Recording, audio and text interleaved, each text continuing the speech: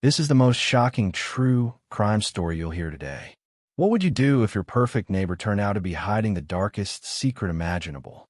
It was a crisp October morning in 2019 when 32-year-old marketing executive Emma Rodriguez kissed her husband goodbye and drove to what she thought was a routine real estate viewing. She never came home. What happened in that empty house will make your blood run cold. Emma had been house hunting for months, searching for the perfect family home in the quiet suburb of Maplewood, Connecticut. She was 3 months pregnant with her first child, glowing with excitement about starting a family. Her husband, David, was at work when she texted him at 2:47 p.m. "Found the one. This house is incredible. Call you later with details." That text would be the last communication Emma ever sent. But here's where this story takes its first shocking turn. The person showing Emma the house wasn't a real estate agent at all. What would you do if you discovered someone had been watching you, studying your routines, waiting for the perfect moment to strike? The man who lured Emma to 1247 Elm Street was someone she trusted completely, someone who had been planning this for months, someone who lived just 3 houses down from Emma and David's current apartment. Stay with me, because what happens next will change everything you think you know about the people living right next to you. To understand how Emma walked into a nightmare, you need to know about Thomas Mitchell, the man everyone in Maplewood thought they knew. At 45 years old, Thomas appeared to be the model neighbor. He owned a successful accounting firm, drove a pristine silver BMW, and never missed his morning jogs through the tree-lined streets. His lawn was immaculate, his house perfectly maintained, and he always had a warm smile and friendly wave for everyone he passed. But behind Thomas's perfect facade lurked something far more sinister. For 2 years, Thomas had been watching Emma. He knew her schedule better than she did.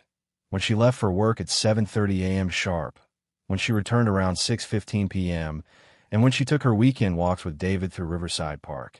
He knew she drank her coffee black, preferred jogging alone on Tuesday evenings, and had been searching for houses online every night after dinner. Thomas had been planning Emma's disappearance with the methodical precision of the accountant he was. Every detail calculated, every risk assessed, every possible outcome planned for. What Emma didn't know was that Thomas had done this before. The empty house at 1247 Elm Street wasn't randomly chosen. Thomas had been the accountant for the elderly woman who owned it. When she passed away 6 months earlier, he secretly kept copies of the keys, knowing the property would sit empty during probate proceedings. The perfect location for his perfect crime. But little did Thomas know, his perfect plan was about to unravel in ways he never imagined. When Emma didn't come home by 7 p.m., David Rodriguez felt the first flutter of worry in his chest. Emma was never late without calling. She was organized, punctual, and especially careful now that she was pregnant. By 8 p.m., David's worry had transformed into panic. He called Emma's phone repeatedly, each ring echoing in the silence like a countdown to disaster. He contacted her office. She had left at her usual time. He called her sister, her best friend, anyone who might have heard from her. Nothing. At 9:47 p.m., David called 911. Detective Sarah Chun arrived at the Rodriguez apartment within the hour.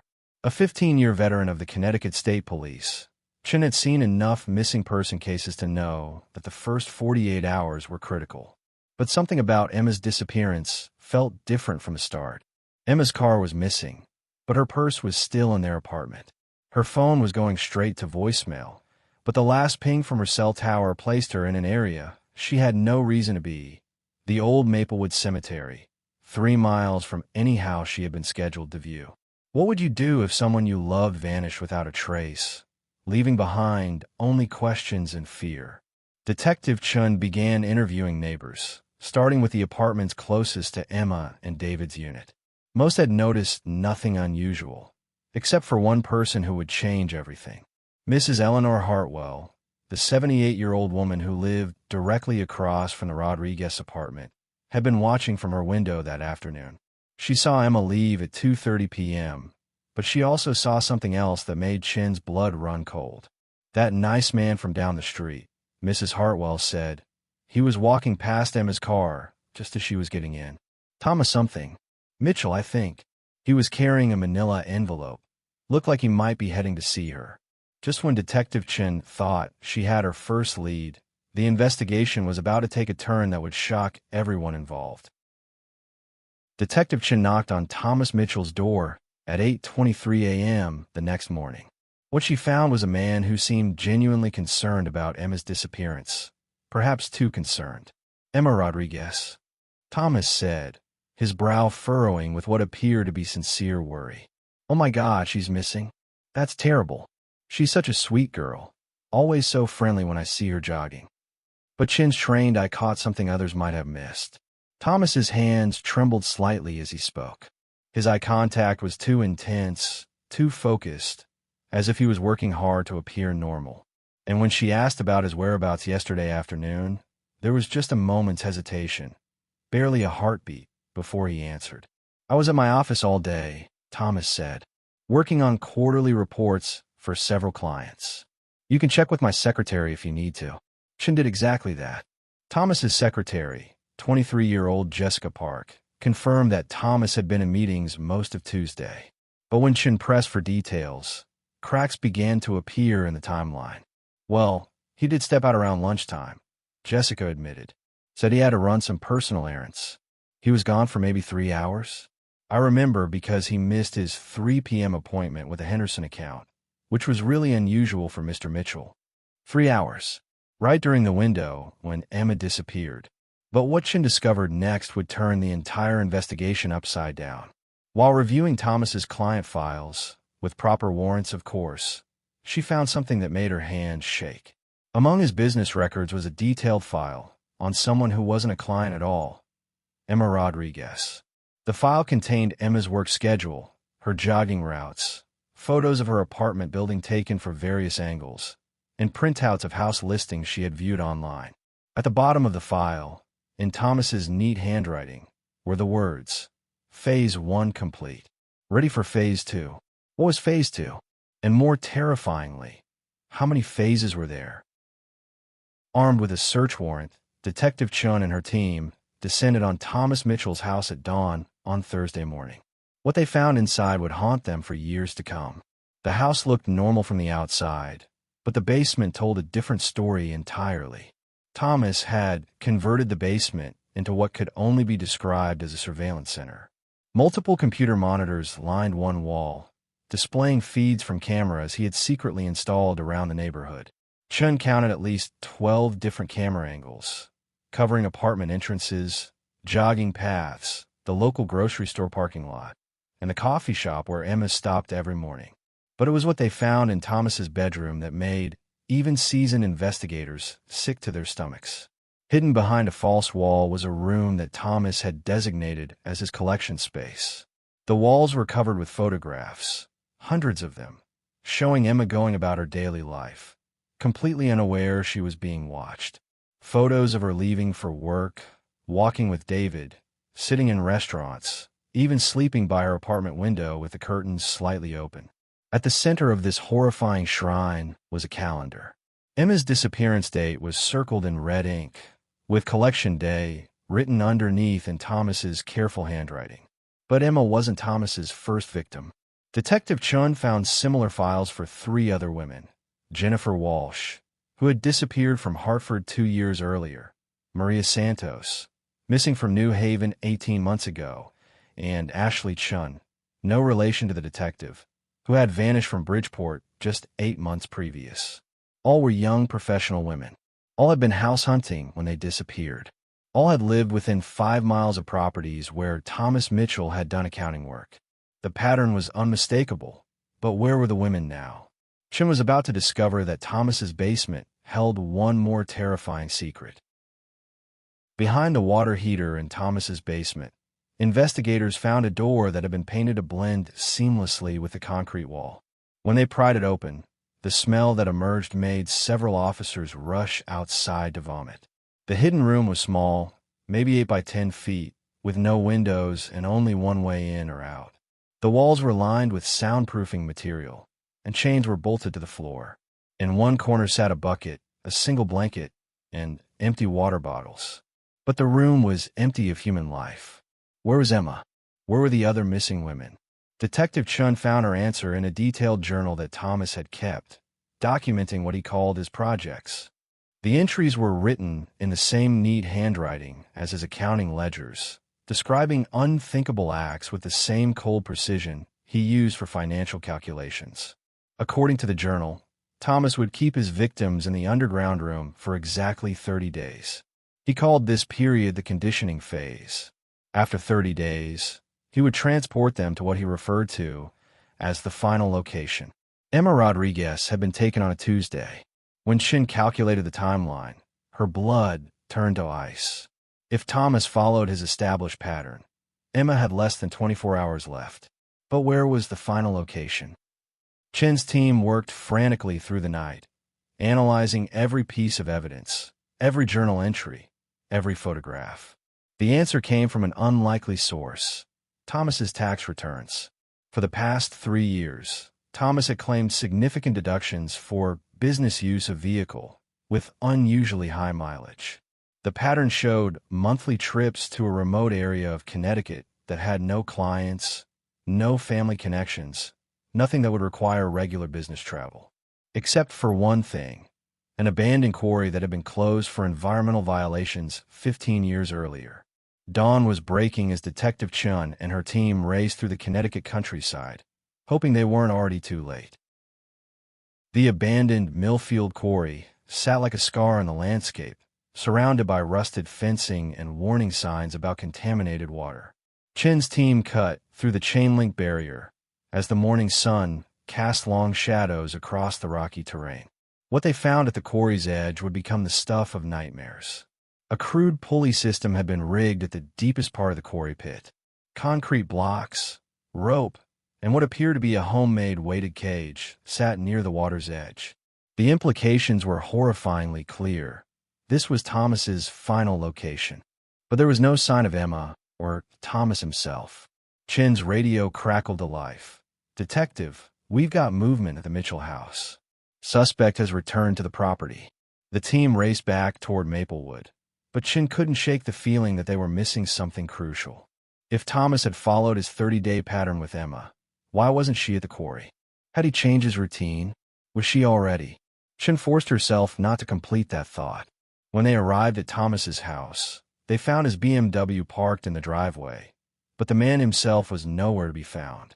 A search of the property revealed that the hidden basement room now contained fresh supplies, water, food, and what appeared to be medical equipment. He was preparing for another victim. But where was Emma Rodriguez? The answer came from an unexpected source. David Rodriguez called Chin's cell phone at 11:47 a.m., his voice shaking with a mixture of hope and terror. "Detective, I just got a call on my landline. Someone was breathing on the other end, but they didn't speak. When I said Emma's name, I heard what sounded like tapping. 3 short taps, 3 long taps, 3 short taps. SOS. Emma was alive, and she was trying to communicate." The call had lasted only 30 seconds, but it was enough for the police technology team to trace the location. The signal had come from a cell tower serving a 20-square-mile area that included Thomas Mitchell's accounting office. Chin realized with growing horror that Thomas had never moved Emma to his house at all. She had been in his office building the entire time, hidden somewhere in the very place where Thomas conducted his legitimate business every day. What kind of monster could compartmentalize his life so completely? The Monroe Professional Building on Main Street looked like dozens of similar office complexes, bland, corporate, forgettable. Thomas Mitchell's accounting firm occupied Suite 304 on the 3rd floor, a modest space with a reception area, 2 offices, and what the building directory listed as a storage room. But when Detective Chun and her team arrived with a battering ram and full tactical support, they discovered that Thomas had been lying to everyone, including his own secretary, about the building's layout. Behind what appeared to be a supply closet was another hidden door, this one leading to a space that didn't exist on any building blueprint. Thomas had illegally expanded his office into an abandoned suite next door, creating a soundproof room where he could keep his victims just feet away from his unsuspecting employees. Jessica Park, Thomas's secretary, broke down sobbing when she realized the truth. "Sometimes I heard weird noises," she whispered to Chun. Like someone walking around upstairs. But there's no fourth floor. Mr. Mitchell always said it was just the building settling, or maybe rats in the walls. "Oh God, was that them?" Chin's team found Emma Rodriguez in the hidden room, alive, but in critical condition. She had been chained to a support beam for 28 days, surviving on minimal food and water. Her pregnancy had somehow protected her. Thomas's journal revealed that he had never encountered a pregnant victim before and had been uncertain about the timeline modifications required. That uncertainty had saved Emma's life. But even as paramedics rushed Emma to the hospital, the nightmare wasn't over. Thomas Mitchell was still on the loose, and Chin now knew he was far more dangerous than anyone had imagined. The hidden office contained evidence linking Thomas to at least 7 missing women across 3 states, dating back 5 years. He hadn't just been operating in Connecticut. He had been traveling throughout New England, carefully selecting victims and planning their disappearances with the methodical precision of a serial killer who believed he was too smart to ever get caught. As Emma was loaded into the ambulance, she grabbed Chin's hand with surprising strength. "He's coming back," Emma whispered, her voice hoarse from weeks of limited use. He said today was collection day for someone new. He showed me pictures." Chin's blood ran cold. Even after being caught, even with his entire operation exposed, Thomas Mitchell was still hunting. But who was his next target? The answer came at 3:17 p.m., when Thomas Mitchell walked calmly into the Maplewood police station and asked to speak with Detective Chun. He looked exactly as he had 3 days earlier: neat, professional, composed. The only sign of stress was a slight twitch in his left eye and hands that trembled almost imperceptibly. "Detective Chun," he said politely, "I believe you've been looking for me."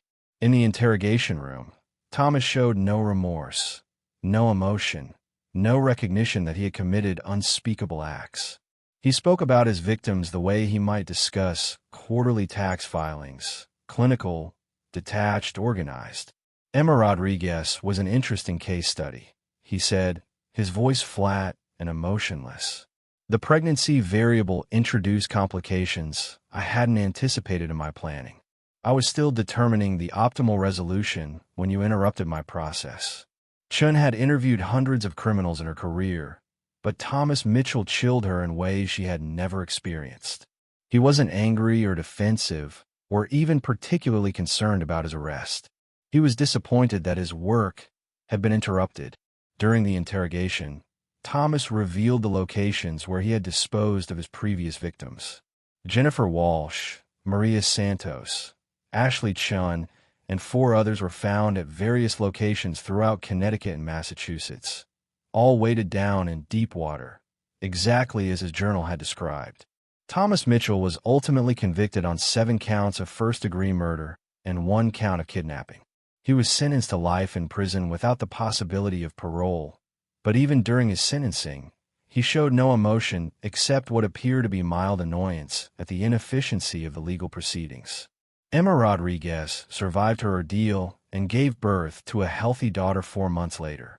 She and David moved across the country, changing their names and starting fresh where no one knew their story.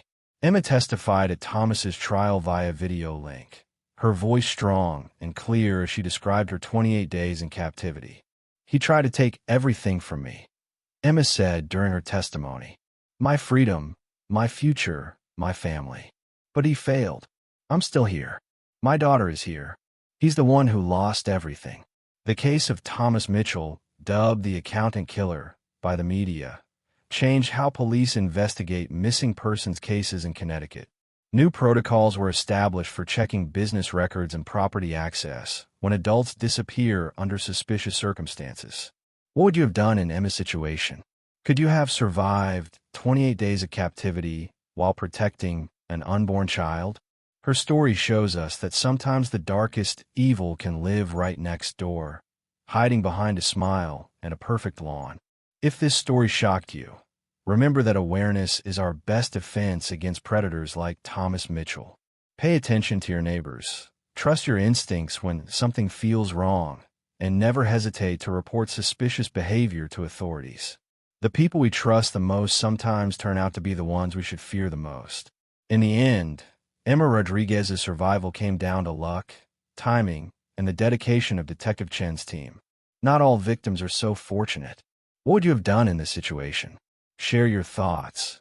And remember, evil often wears the mask of perfection.